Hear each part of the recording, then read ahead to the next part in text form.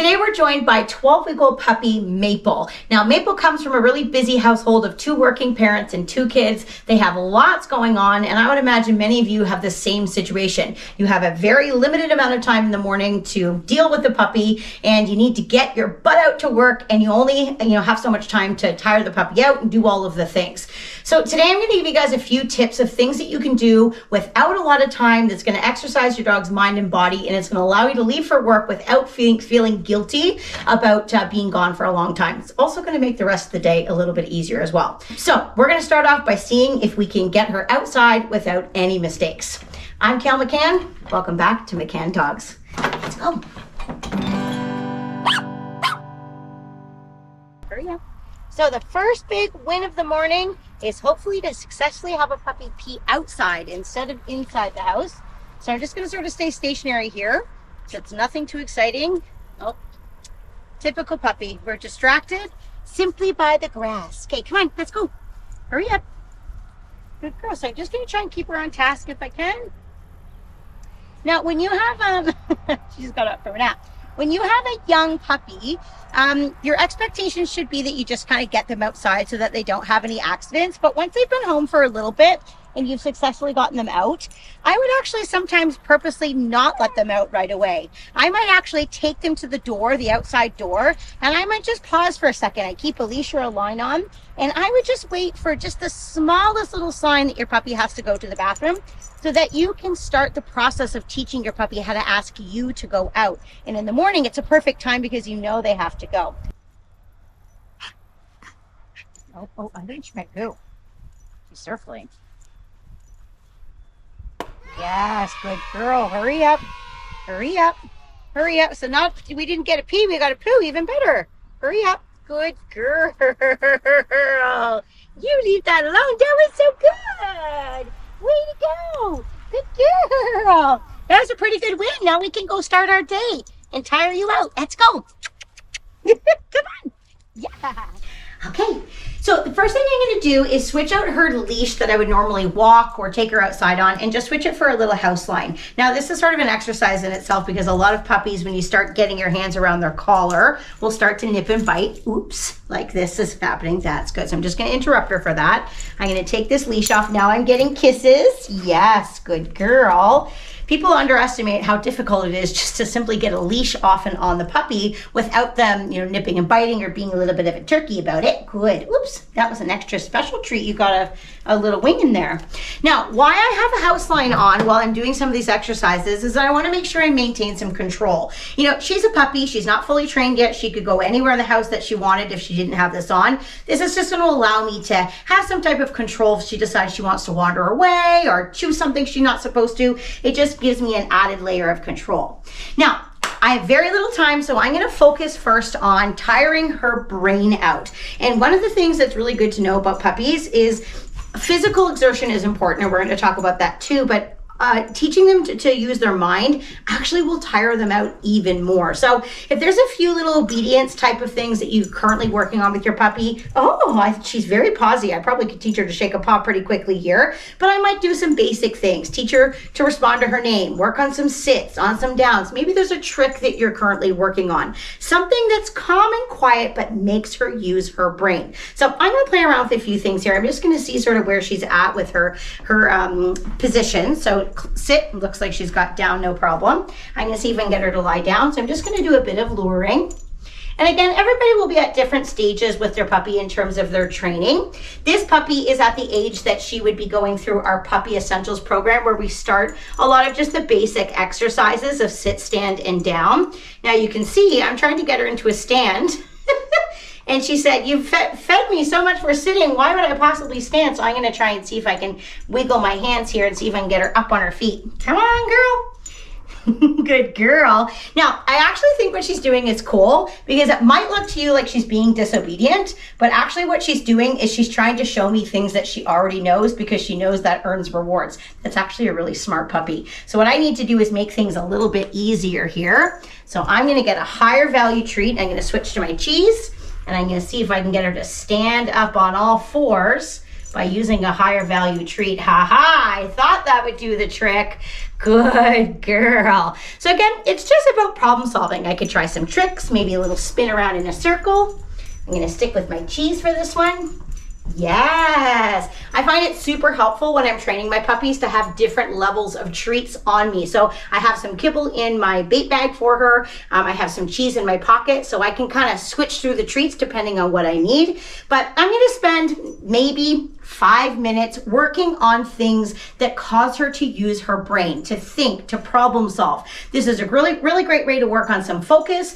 Obviously, I'm getting some training in there as well, and then I can bleed into something a little bit more exciting with some energy. One of my favorite times to do some training in the morning is when I'm waiting for my coffee or my tea to brew. You have just a few moments where you can work some things. You're waiting for your breakfast or whatever. I want to do something active. Now, a lot of people will think, well, why don't you just take advantage of letting the puppy like run in the backyard while you're doing other things inside? And while they might blow off some steam, we're missing something super important, and that is the relationship that's built between me and the puppy doing active things together. So if it means you have to set your alarm for like 10 minutes earlier, get your butt out of bed and have some fun playing with your puppies in the morning, because it will make such a difference in their energy level, but also in your relationship and your bond together. I have to wake this puppy up because I was talking so much, you're snoozing. So I don't know how much toy play that she has. So again, this is somebody else's puppy, so this is all learning for me, which is my favorite part. She seems pretty engaged with it. So I might even just start off by seeing if I can get her to play a little game of tug. Now, I love the game of tug because it also gives me an opportunity to teach my puppies how to drop things on command. We all know puppies love to put everything and anything, oh good girl, in their mouth. So if I keep the puppy toy active until she gets a good latch on it, once we start to play a little game of tug, I can start to teach her, whoop, you dropped it. I can start to teach her to release it when I ask. So once I see that she's on the toy a little bit, I'm gonna sneak a little piece of kibble, cut him into my hand out of my training pouch here, and then I'm gonna do a little switch. Out. Yes, oh, I might have to use something more exciting than kibble. Yes, it worked that time. And I'm just going to sneak the toy away. I'm going to reward her a few times. Good. And then we can try it again. Get it. Woo, good girl. So this doesn't take a lot of time at all. This is one of the many games that you can play with a toy if your dog is interested in toys. Also, if your puppy's not that interested in toys, work on that. Teach them to be interested by keeping the toy active and lively. We love these puppy tugs because they're long, they're easy to tug with, they're soft on the puppy's mouth with their teething. Oh, she's like super into this now. Good girl. And it's a great way to kind of tire her out, but I'm also training her at the same time. She's being wild and crazy with the toy, but oh, good girl. But we're also learning to have some manners and some control at the same time. All right, let's see if we're successful here. Out. So I say the word.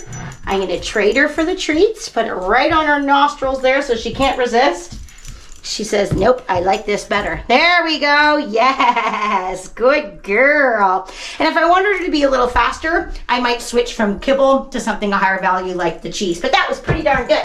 Yeah, good girl. Another tip to consider is that if you're playing with the tug toy and your puppy sort of loses interest and they either want to stop playing with the toy or maybe they want to take the toy and they don't want to involve you, they want to go and play on their own, you're not going to let your puppy do this. Again, remember, this is some together time. That's the value of having a house line on. I can step on it, I can keep it close by, so if she steals the toy and starts to go off and play by herself, I can stop her from doing that and re-engage her. This opportunity of play is something that I'm trying to do together so that we have a time to bond and to play. I also want to teach her to be respectful, but I'm doing it in a really non-confrontational way.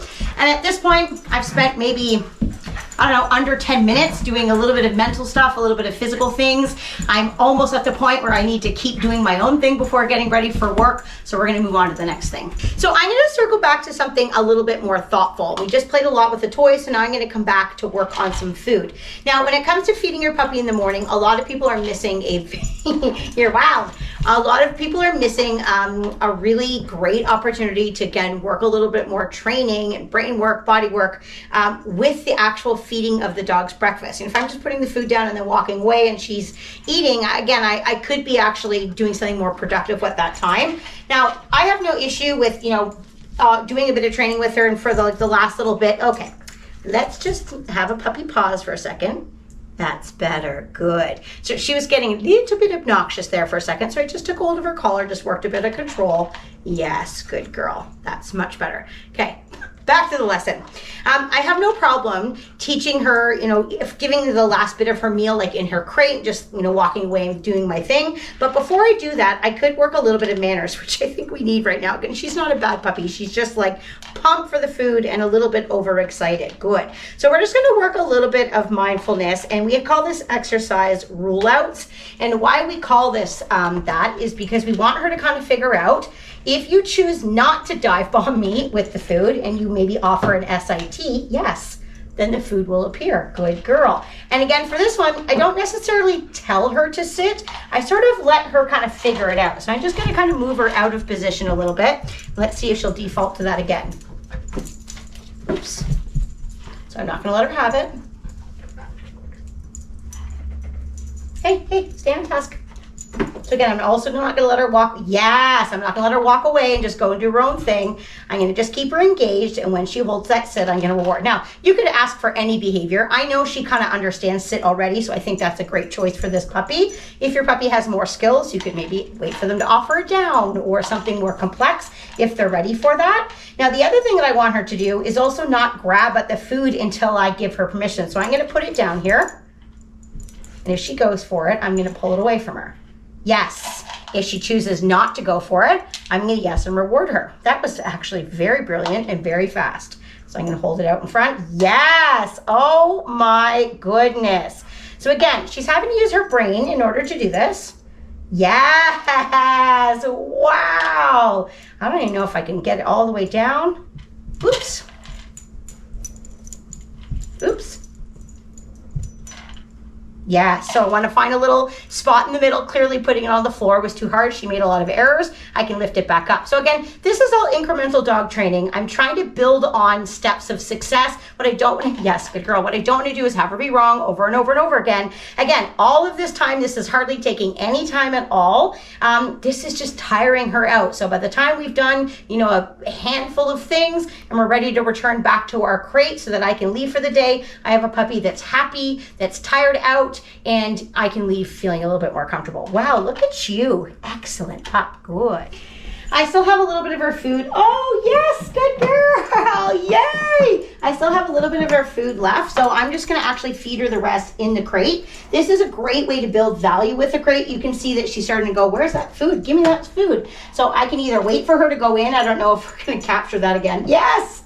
Good. That was pretty good. I might throw a couple cookies in there to kind of coax her to go in, or I could also just put her in there as well. Come on. Yeah. Oh, is that exciting? Okay, so she's not sure about going in, so I'm just going to actually put her in. Good. Okay, in you go. In you go. Yes, good girl. Make sure you take the line off. I don't want to leave her in the crate. Oh, gosh. With the line on, because that's too dangerous. And then I'll just let her eat the rest of her food in her crate. I can go and do my thing, and then I'll make sure I let her out one more time before we're done. So all I have left to do now is just make sure she goes to the bathroom one more time before I put her in the crate and head to work. So you have a bunch of ideas that you can do with your puppies before you leave for the day. But remember, at the end of the day, your puppy's been cooped up and they're going to have a ton of energy. So to make sure that you don't make the same mistake that a lot of other new puppy owners make when they get home from work, I want you to check out that video right here. On that note, I'm Kale. This is Maple. Happy training.